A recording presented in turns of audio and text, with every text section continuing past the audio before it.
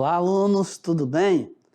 A nossa aula de hoje nós vamos falar sobre as vanguardas artísticas europeias, parte 1. Então, antes de mais nada, eu queria falar para vocês sobre esse termo aí, vanguarda. É um termo que é emprestado do entendimento militar, daquele que vai à frente, aquele que rompe as barreiras, aquele que desbrava caminhos, né? Então, em termos artísticos, os artistas que tinham essa visão assim do futuro, que iam lá na frente e descobriam uma nova maneira de fazer arte, propondo novos caminhos, são os artistas considerados os artistas de vanguarda. Então, alguns movimentos de vanguarda aconteceram, alguns movimentos de artistas que foram apontando novos caminhos aconteceram, e nós vamos começar a entender um pouco mais sobre eles, ok? Vamos para a nossa aula, então. É uma aula, vai ter muito assunto interessante, tá? Nós vamos começar com o impressionismo, né? O expressionismo também, né? Que são os movimentos, né? Que foram surgindo, né? Então vamos começar aí falando das habilidades que você pode adquirir, desenvolver com a nossa aula, né? De compreender, analisar os processos de produção, circulação de discursos, qualquer linguagem artística, né? E em função de interesses pessoais ou coletivos. Também, depois disso aí, você também vai ter a habilidade de se posicionar criticamente diante das diversas visões de mundo presentes nos discursos diferentes de linguagem. Então, quando você for vendo as vanguardas diferentes, você vai ter um posicionamento, né, uma visão mais crítica, levando em conta os contextos de produção e de circulação. Então, vamos começar aqui com o impressionismo, né? O impressionismo, olha só esse quadro aí, e vemos já o artista que foi o produtor dela aí, né? Então, Claude Monet. A arte impressionista se iniciou na França, na época da Belle Époque, né? Na época das academias ainda. Um período entre guerras, de profunda transformação cultural, caracterizado pela tranquilidade e otimismo, e teve seu início em 1871 e se prolongou até 1914. A grande preocupação desse artista aqui, desse autor, né, eram as pesquisas com a luz solar refletida nos seres humanos e na natureza. Então, como vocês estão vendo aí, ó, nós presenciamos esse tipo de coloração quando a gente fica ali observando o entardecer, né? Então, os artistas, eles produziam lá no mesmo cenário vários quadros e iam procurando captar a coloração que se estabelecia com a luz do sol.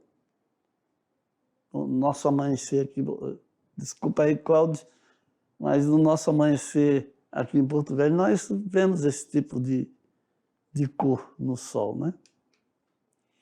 Então, veja só, o quadro Mulheres no Jardim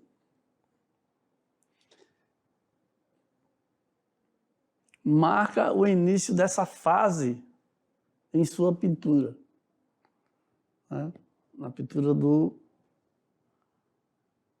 Claude Monet. Então, eu repito aqui, ó, que a sua preocupação era as pesquisas com a reflexão da luz solar. Então, não vamos esquecer desse detalhe aí. Então, a luz e o movimento, utilizando pinceladas soltas, tornam-se o principal elemento da pintura dos impressionistas, sendo que, geralmente, as telas eram pintadas ao ar livre, para que os pintores pudessem captar melhor as variações de cores da natureza. Viu aí? Aquilo que eu estava falando para você. Então, veja novamente, olhe mais uma vez com mais atenção, com mais cuidado, este quadro aí, Impressão Nascer do Sol.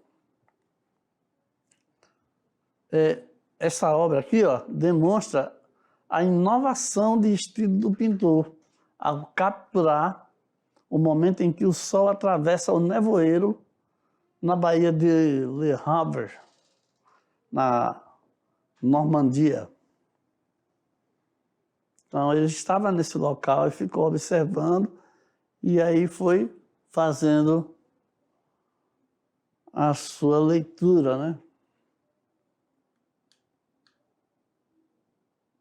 Então, houve também uma transição do realismo para o impressionismo e com essas obras que rompiam as barreiras da arte acadêmica, né? Da rigidez das regras, e renovava a expressividade artística. E as transformações do século XIX atingem a arte. Tá? Isso acontece sempre que acontecem transformações na sociedade, transformações tecnológicas e um realinhamento, então acontecem também transformações na arte. A arte também é atingida. Então vamos ver aqui a transição do realismo e impressionismo. Então veja só, os artistas não querem apenas representar a realidade como se fosse fotografia. Então, investem em pinceladas soltas, conquistam a liberdade de expressão artística como dinamismo do novo estilo de vida. Então, esses aqui são características, né? São motivações para acontecer essa mudança. Tá? Olha aqui, ó, um outro momento daquele mesmo quadro. Vendo aí? Eles ficavam, como eu falei para vocês, ficavam lá o dia todinho pintando várias versões do mesmo tema, com a coloração, com a impressão diferente. Então, isso aí foi, naquele momento ali, um marco, né, na arte moderna. Ou seja, os autores impressionistas não mais se preocupavam com os ensinamentos do realismo ou da academia. Então, o realismo queria que o quadro fosse totalmente fiel à realidade. E a academia tinha as suas regras, né? Então, eles não se preocupavam mais com os ensinamentos do realismo ou da academia e mesmo se mantinham alguns aspectos do realismo, não se comprometiam com a denúncia social. Reproduziam paisagens urbanas e suburbanas. Certo? As periferias também. Então, observe aqui esse Almoço na Relva, do Eduardo Manet, um outro artista. Tá? Esse quadro aqui foi um escândalo, deu maior rebu, maior auê, por conta desta senhora aqui, por conta do contraste entre os homens todos formais aí, e ela completamente sem roupa. E aí deu muita confusão por causa disso aí. Então, Eduardo Manet, expoente desse movimento, apresenta uma obra tida como inacabada, um esboço ou uma impressão. O artista, então, transitou do realismo ao impressionismo, rompendo com as antigas regras. Isso aí também era um traço dessa vanguarda, né? O fato de ter a coragem de romper com as regras, porque o artista ele podia perder totalmente o espaço e a credibilidade com as suas obras ao tomar esse tipo de atitude. Então, a arte dele ele tinha que ter muita convicção e ter muita credibilidade para não ser condenado ao esquecimento e ao desprezo da intelectualidade artística, da sociedade artística. Manet, Eduardo Manet, inovou no tema e no tratamento de imagens, sem se afastar das normas clássicas, inspirado em obras renascentistas. Veja aí que ele foi muito mais esperto ainda, né? Então vamos ver. Expôs sua obra O Almoço na Relva no Salão dos Recusados em 1863, porque foi hostilizado e recusado pelos críticos no Salão Oficial. Hoje a obra é ponto de partida da arte moderna. Então vamos entender essa questão aqui de recusados.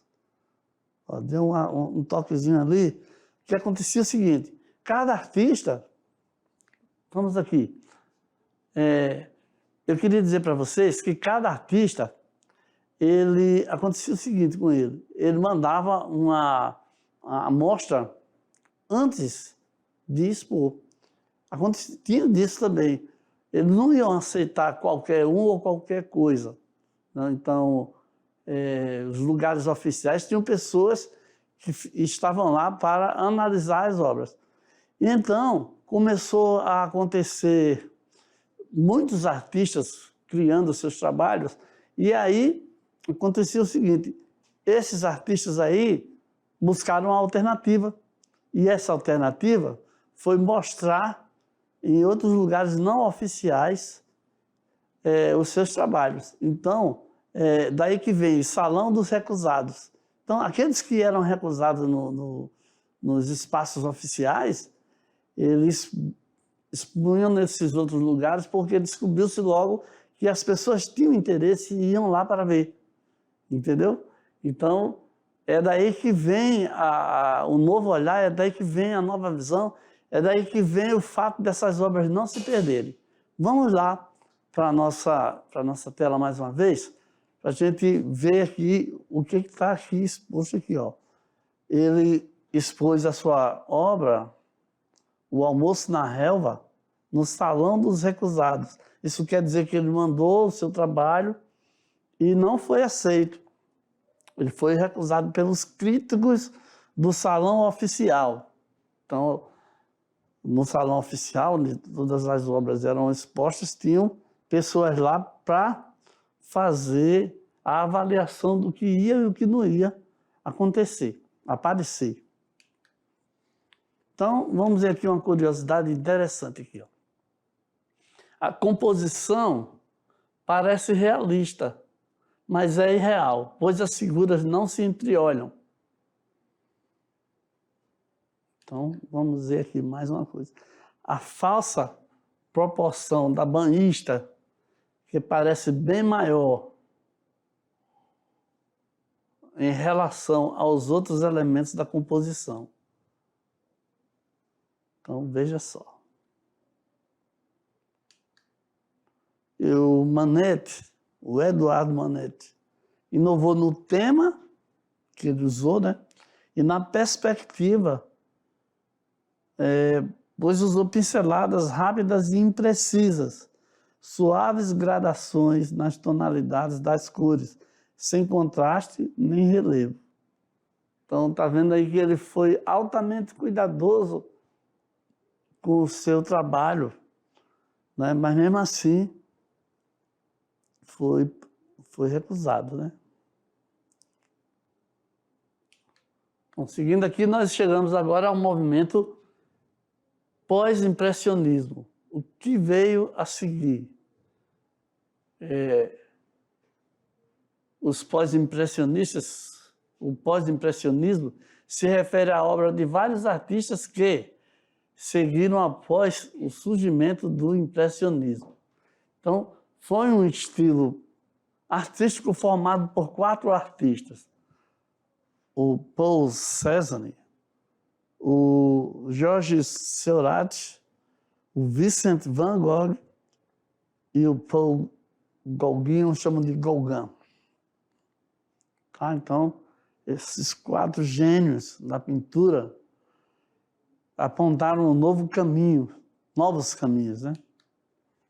Então, vamos ver aqui, ó. Todos eles reagiram artisticamente ao impressionismo.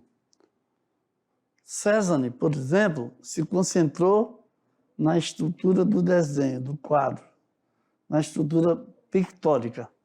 Seurat se concentrou no caráter científico da cor. Van Gogh reflete sua intensidade emocional e Gauguin, ou Gauguin, fez experimentos com o uso simbólico da cor e do traço. Então você veja aí, resumidamente, que cada um deles, né, colocou a sua própria personalidade, seu próprio estilo, né? Veja aqui, ó.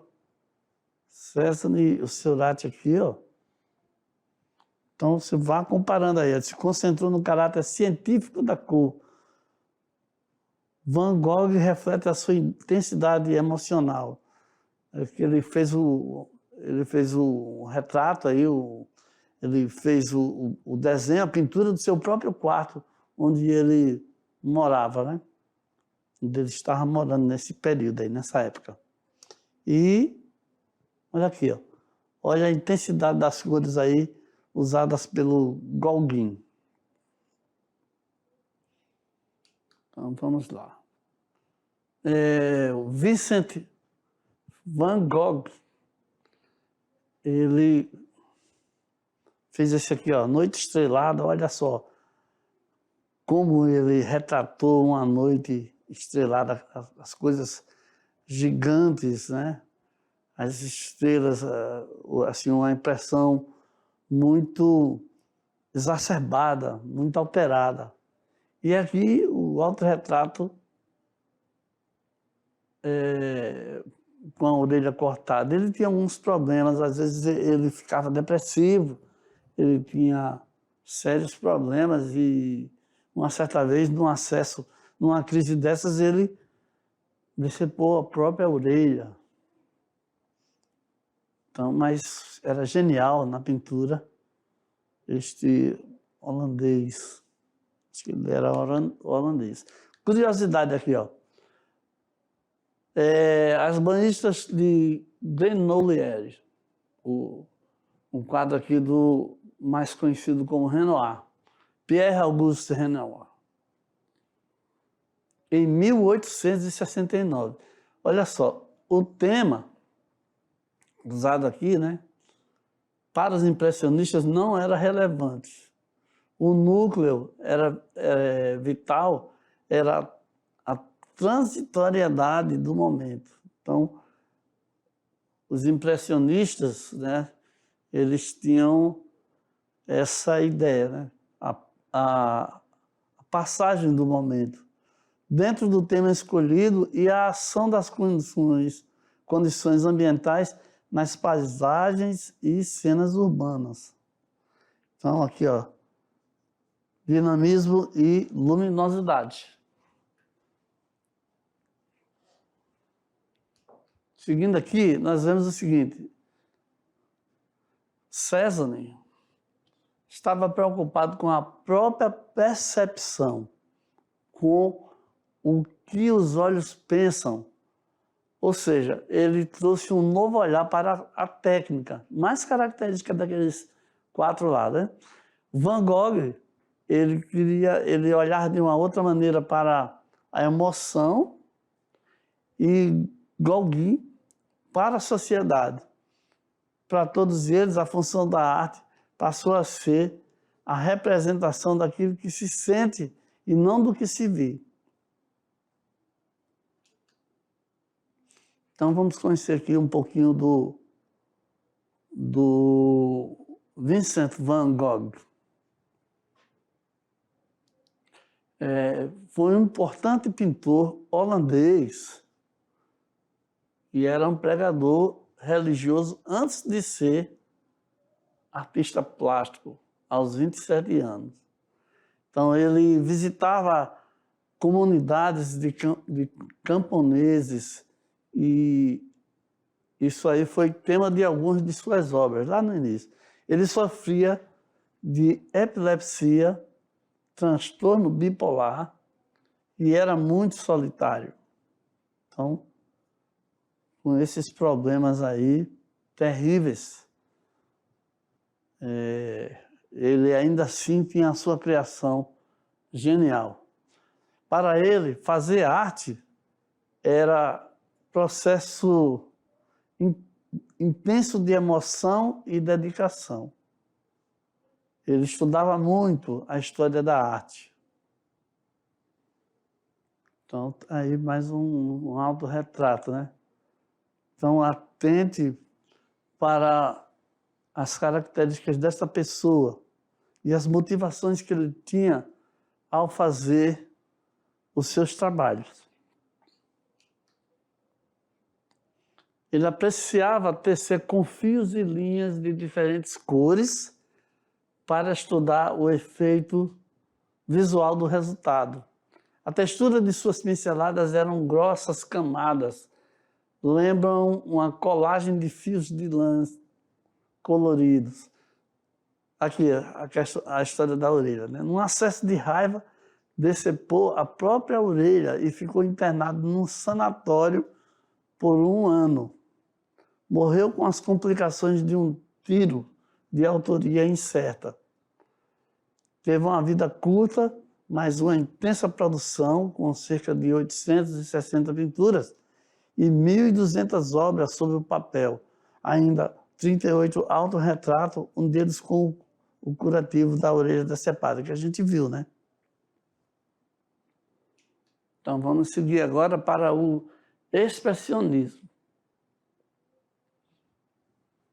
Então, vamos ver um pouquinho sobre isso aí. A Máscara, a Natureza Morta 3. Né? Essa máscara é uma leitura interessante, tá? É uma ideia interessante, é uma visão interessante, porque a máscara ela foi inicialmente usada no teatro grego para ter uma emoção estampada ou para esconder. Eu vou fazer um comentário assim para vocês, para a gente entender de uma vez essa questão da máscara, né? O que acontece é que no teatro grego, não só para estampar uma emoção, deixar mais clara a tristeza, a alegria, tal, ou então para que as pessoas pudessem melhor se esconder atrás de um personagem. A mesma coisa acontece com as máscaras africanas, né? Quando alguém usa uma máscara, a ideia também é de poder mostrar algo mais sem expor a si próprio, né? Então, existem essas máscaras também encantaram um outro artista de um outro estilo, né? que é o Picasso, Pablo Picasso, mas também estamos aqui com essa máscara como se fosse até um quadro de natureza morta aí. Vamos seguir então para ver mais detalhes sobre o expressionismo. Vamos lá na nossa tela aqui, para a gente ver o seguinte, que ela representa formas de artes que resultam do impacto causado pela expressão da vida interior, das imagens que vêm do fundo do ser. Não falei? Né? Para esconder a própria pessoa, né? Esconder o exterior e abordar o interior. As imagens são como transbordamento do que era causada na época pelo mundo exterior, reflexo do sentimento dos artistas perante o contexto vivido, como se fosse uma radiografia do que havia de mais profundo no ser humano. Então veja aí essas características importantes, interessantes, né? O artista, então, não controlava racionalmente sua expressão. Se o mundo era obscuro e sombrio, assim seria a obra. Teve repercussão artística em todas as linguagens,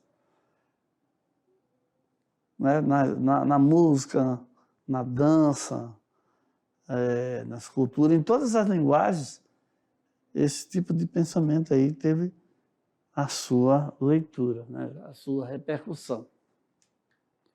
Seguindo aqui, nós vemos um dos quadros mais famosos de todos os tempos, né?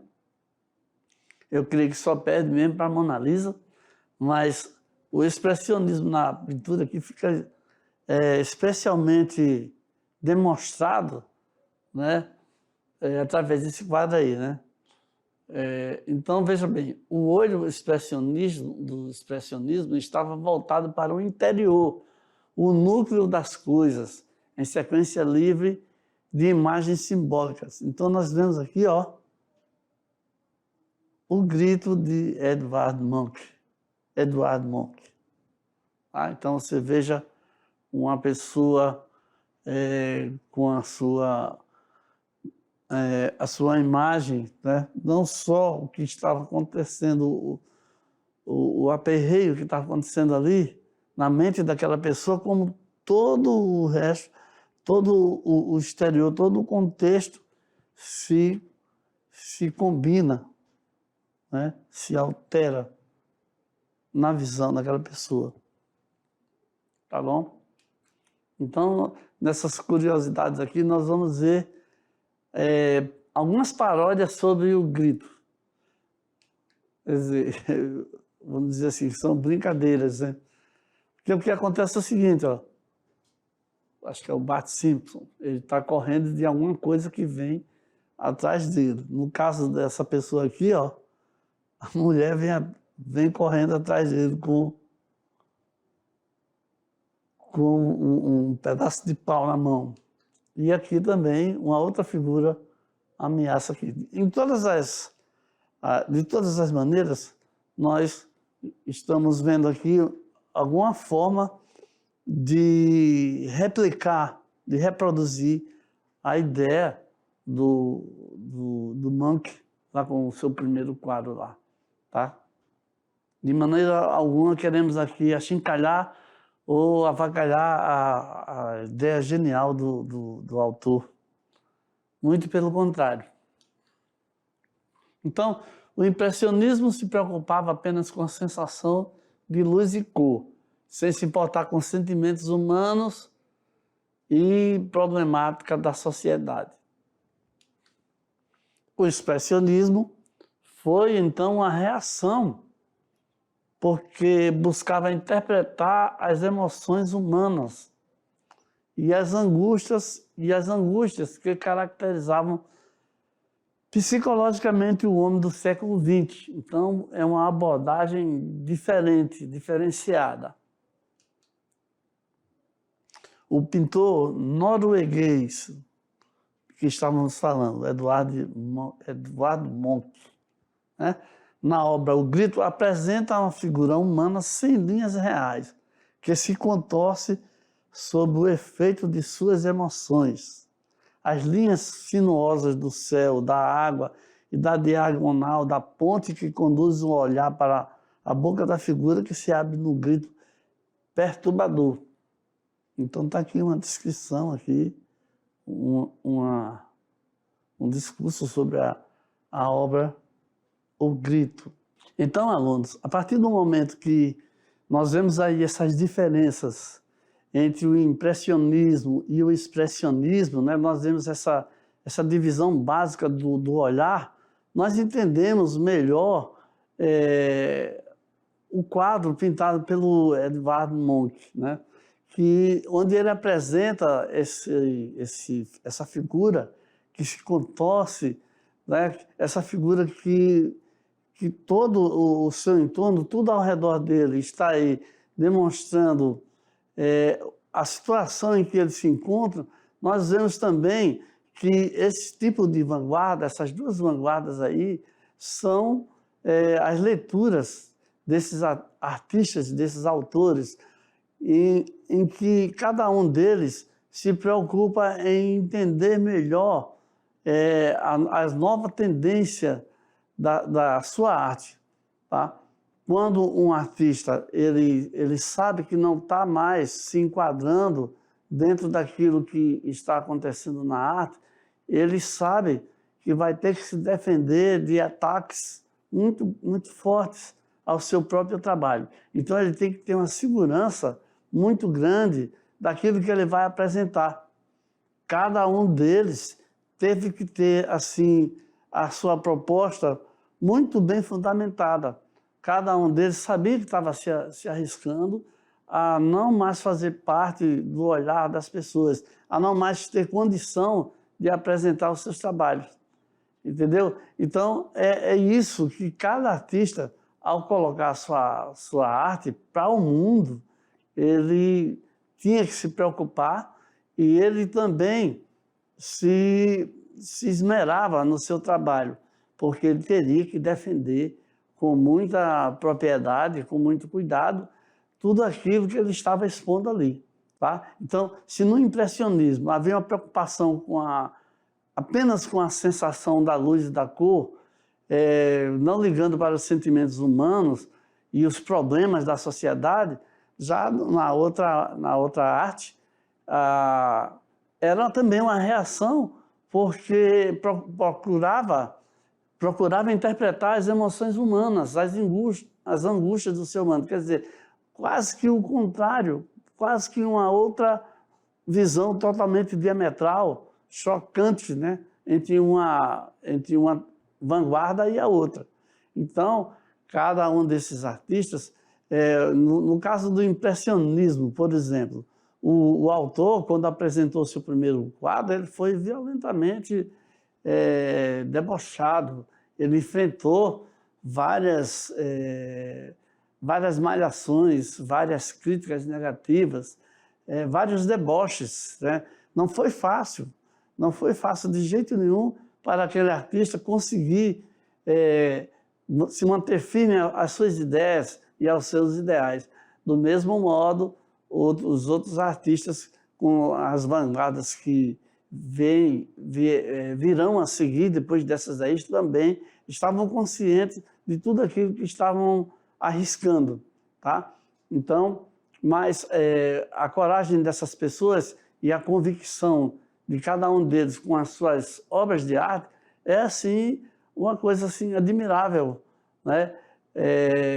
Cada vez que você vai se colocar com algum trabalho perante o mundo, toda vez vai haver uma reação contrária. Vai sim, claro que sim, é comum, é normal. E você tem que ter a convicção, tem que ter a coragem de saber que você está certo ao colocar o seu pensamento, o seu olhar. Você não está errado, você não deve fugir, não deve deixar de lado as suas convicções por causa de crítica de outras pessoas. Cada vez que a gente faz alguma coisa, pessoas estarão favoráveis e outras pessoas terão visões totalmente adversas. E isso acontece o tempo todo nas artes, na natureza, acontece o tempo todo na nossa vida. A gente tem um posicionamento, vai aparecer pessoas favoráveis e vai aparecer pessoas contra. Então, eu digo a você que você não deve se acovardar diante, não deve fugir das suas convicções jamais. Você deve mesmo enfrentar, você deve mesmo seguir em frente, sempre com aquilo que você pensa, ok? Então, até a próxima aula, ficamos por aqui.